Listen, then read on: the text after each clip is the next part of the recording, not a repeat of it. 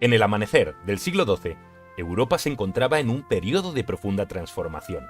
La cristiandad, unida bajo el ferviente deseo de expandir sus dominios espirituales y terrenales, se embarcó en una serie de expediciones militares conocidas colectivamente como las Cruzadas. Estas no fueron meramente conflictos por territorio, eran, en la mente de muchos, misiones sagradas, impulsadas por la promesa de redención y el anhelo de asegurar los lugares santos del cristianismo en Tierra Santa. Fueron eventos que definieron y dividieron épocas, dejando un legado de consecuencias tanto gloriosas como trágicas. Dentro de este amplio tapiz de fervor religioso y conflictos militares, emerge una historia que destaca por su extraordinaria naturaleza y su profundo misterio. La Cruzada de los Niños. En el año 1212, dos movimientos separados, uno originario en Francia y otro en Alemania, capturaron la imaginación y el espíritu de miles.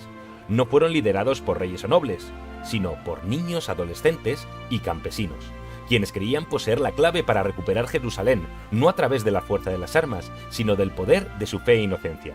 Esta cruzada se diferencia de todas las demás no solo por la juventud y el estatus social de sus participantes, sino también por la naturaleza de su llamado. Stephen de Cloyes, un joven pastor francés, y Nicolas de Colonia, un adolescente alemán, afirmaron haber sido inspirados por visiones divinas para liderar esta cruzada pacífica hacia Tierra Santa. Su convicción era tal que lograron movilizar a miles de convencidos de que el mar se abriría ante ellos, permitiéndoles pasar sin obstáculos y reconquistar Jerusalén con la pureza de su fe. La Cruzada de los Niños plantea numerosas preguntas que aún resuenan en la historia contemporánea. ¿Qué fue lo que verdaderamente motivó a estos jóvenes a embarcarse en semejante empresa? ¿Cómo es que sociedades enteras parecieron seguir o al menos permitir este fervoroso pero trágicamente mal concebido peregrinaje? La narrativa de la Cruzada de los Niños nos sumerge en los complejos entrelazamientos de fe, desesperación y búsqueda de milagros en una era definida por la violencia y devoción religiosa.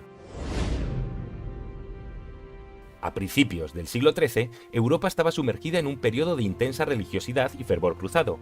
Las cruzadas anteriores habían establecido un precedente de peregrinaciones militares dirigidas a la recuperación de Tierra Santa, y la idea del martirio y la redención a través del sacrificio personal estaba profundamente arraigada en la conciencia colectiva de la cristiandad. Este entorno propició el caldo de cultivo perfecto para que surgieran movimientos populares impulsados por una fe intensa y a menudo apocalíptica, como la Cruzada de los Niños. En este caldeado ambiente aparece Stephen de Cloyes, un joven pastor de la aldea de Cloyes, en Francia.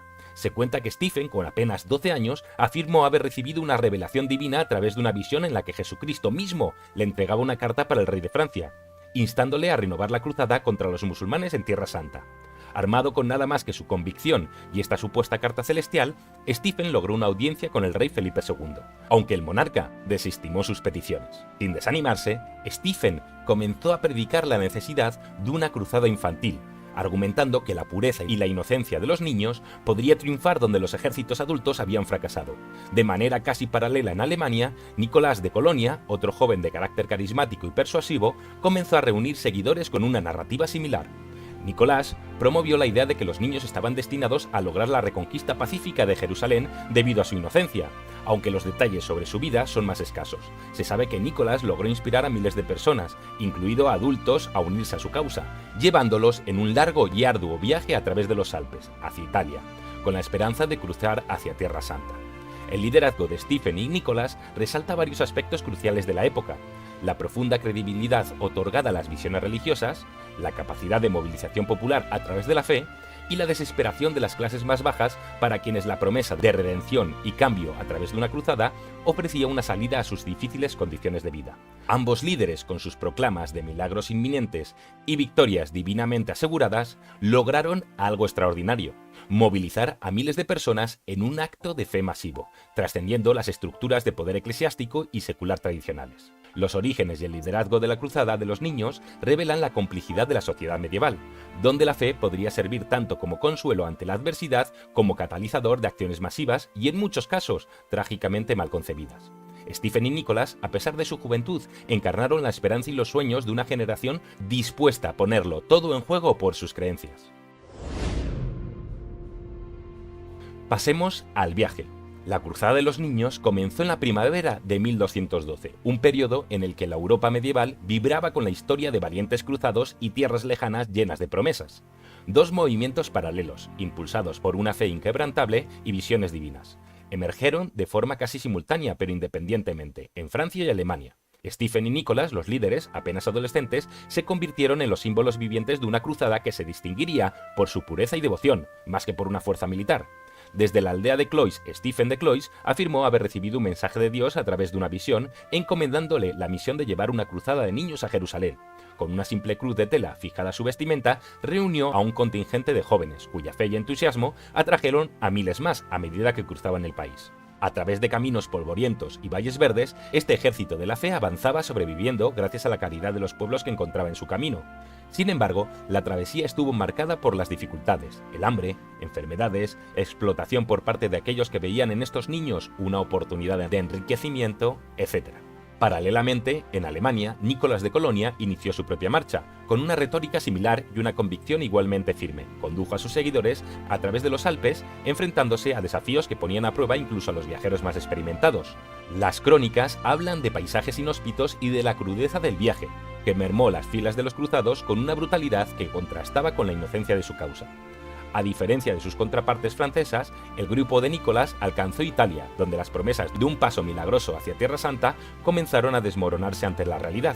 Al llegar a los puertos del Mediterráneo, ambos grupos enfrentaron la cruda verdad. No habría milagros que abrieran el mar, ni barcos esperándolos para llevarlos gratuitamente a Jerusalén. En cambio, se encontraron con mercaderes y barqueros que, lejos de ser los guardianes de un pasaje divino, vieron en ellos una mercancía. Muchos niños fueron vendidos como esclavos, mientras que otros simplemente desaparecieron, su destino perdido en las brumas de la historia. La travesía de la cruzada de los niños revela las complejidades de la fe medieval y la vulnerabilidad de la esperanza frente a la implacable realidad. A lo largo del camino, estos jóvenes cruzados encontraron tanto generosidad como crueldad, y sus historias individuales se entretejen en un tapiz de sueños, desilusiones y la inexorable marcha hacia destinos desconocidos. Aunque su misión no culminó con la liberación de Jerusalén, el viaje mismo se convirtió en un testimonio de la profundidad y la complejidad del espíritu humano, capaz de emprender las más arduas travesías movido por la convicción de un propósito divino. El desenlace de la cruzada francesa, liderada por Stephen de Cloyes, llegó a Marsella con la esperanza de que el mar se abriera para ellos, una creencia basada en una interpretación literal de las promesas de milagros divinos. Sin embargo, al enfrentarse a la inmutable realidad del Mediterráneo, la desilusión comenzó a cundir entre las filas. Según relatan las crónicas, algunos de los niños fueron engañados por dos mercaderes que prometieron llevarlos a Tierra Santa. Estos mercaderes, en lugar de cumplir su promesa, vendieron a muchos de los jóvenes como esclavos, un destino que se convirtió en uno de los aspectos más sombríos y controvertidos de la cruzada. Mientras tanto, el grupo alemán de Nicolás de Colonia llegó a Génova, esperando similarmente un paso milagroso hacia Jerusalén. Al encontrarse con las puertas cerradas de la ciudad y sin el milagro esperado, el grupo se dispersó.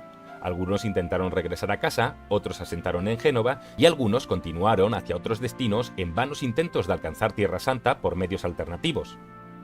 El final de la Cruzada de los Niños no fue el glorioso logro de sus objetivos, sino una dispersión en la desilusión y la tragedia. Este evento resalta las dificultades inherentes a la movilización de masas no organizadas y lideradas por jóvenes sin experiencia en la complejidad del mundo medieval. La cruzada también revela la vulnerabilidad de los niños y los pobres, en una época donde la explotación y la esclavitud eran realidades comunes y aceptadas. A pesar de su trágico final, la Cruzada de los Niños dejó un legado duradero en la historia y las culturas europeas. Este evento ha sido interpretado de diversas maneras a lo largo de los siglos, visto a veces como un testimonio de la fe pura e inquebrantable y otras como un ejemplo de la credulidad y la manipulación de los inocentes. La historia de la cruzada ha inspirado obras de arte, literatura y música, y continúa siendo objeto de estudio por parte de los historiadores y académicos interesados en comprender las complejas dinámicas de la sociedad medieval, la religiosidad y la psicología de masas.